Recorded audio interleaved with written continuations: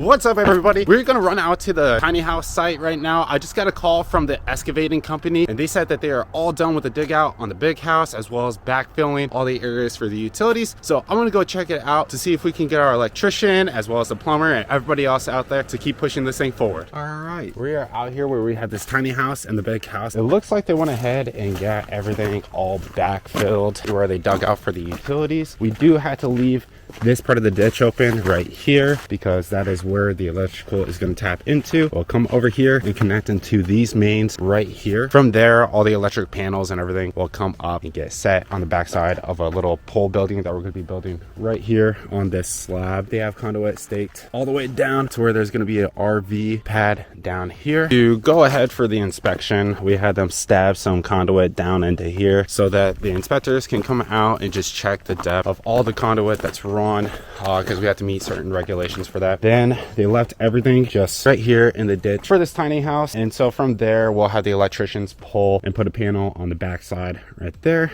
as well as stub in the plumbing, the gas, and all of those things will end up running around the backside of the house right there and get stubbed up so that we have all of our utilities for this nice little tiny house right here. So they got all of the shrubbery and everything cleared out of here, cut back. They brought in some rock so that it's nice and level all the way back up into here. So we have our water connection as well as electrical, gas, and ethernet. Let's go see the dig out for the big house. I saw big piles of dirt up there. Look at this. That is crazy. There's a 1,500 square foot house that will be going all up in here. So this is the main part of the house along here. Over here is where the front porch will be at. There'll be a sunroom over here, then back up over this way there's going to be a garage. Unfortunately, we ended up having to cut down 2 more trees over on this side because they would end up interfering with the roof line of the house, and we are slightly constrained by the property line that's just over on the other side of that pile of dirt right there. The guys really did a great job getting this whole thing excavated, and they crush it. It only took them like a couple of days. The permit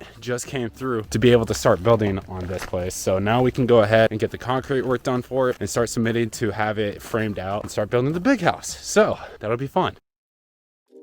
We are over here at this golf simulator. Today we are dropping the bar for what the lights were hung on. So this place has no lighting currently. Up on top, Todd already did one. We got about 20-foot sections of steel beam that all these wires were ran through. And up on top right here, there was a 4-bolt to hold the 2 metal pieces together. We have a couple of sections all along there. In between it, as you can see, there's little stubs coming down from the ceiling that we have to back those off and get all those out, and then we can drop that whole metal beam at the same time. Well, yeah, we need 3 people to support it because there are 20-foot sections and we don't want anybody getting hurt. That's what we're doing this morning.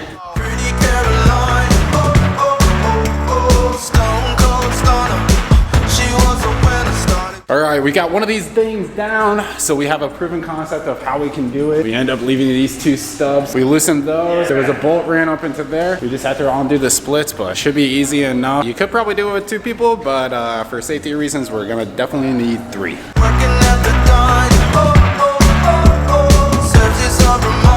This is about the one time I think I've seen things actually go according to plan. We got another section down. I think we got 2 more to go, but we're cruising right along, so easy peasy. Do over on this side, we have this nut right here that clamps down. We loosen this up, back it up the rod a little bit, and then inside there is another piece that sandwiches down. I just twist that, and this part drops through. And then we got a lag bolt right there in the middle. Todd already undid the split over there. He's cutting some wire. Then we can go ahead and just drop this down all together.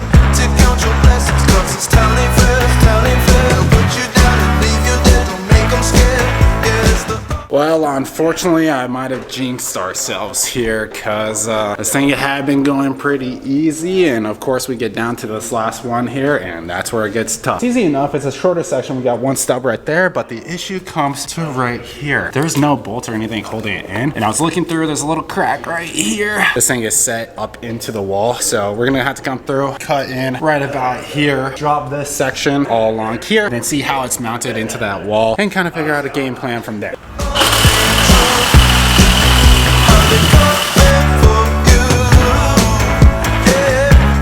And just like that, we have this last one dropped here. As you can see, yeah, this thing was literally mounted into the wall, and they went ahead and just drywalled around it. So this thing runs a little ways into there. What we'll end up doing is cutting it flush with the wall here, put a cap on it. Should be all good to go. No.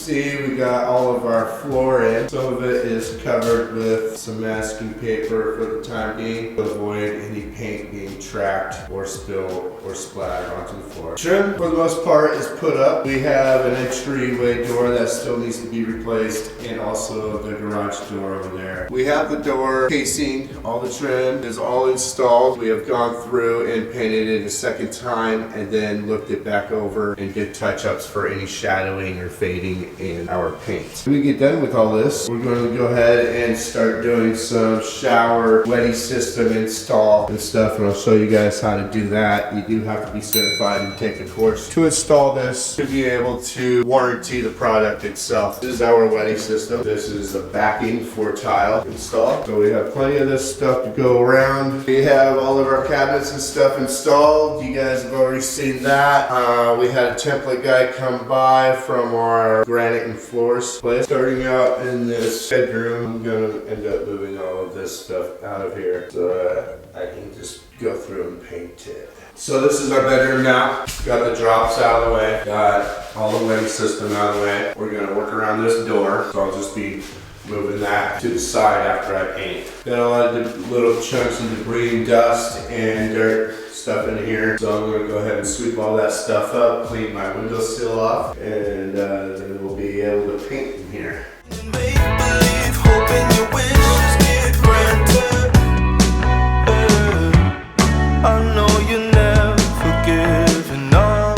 So what I like to do is kind of just use my brush and cut in my edges first, and then go ahead and do the rollout so the roller hides any of the brush marks. This is real. A slippery slope, it's not enough to please you.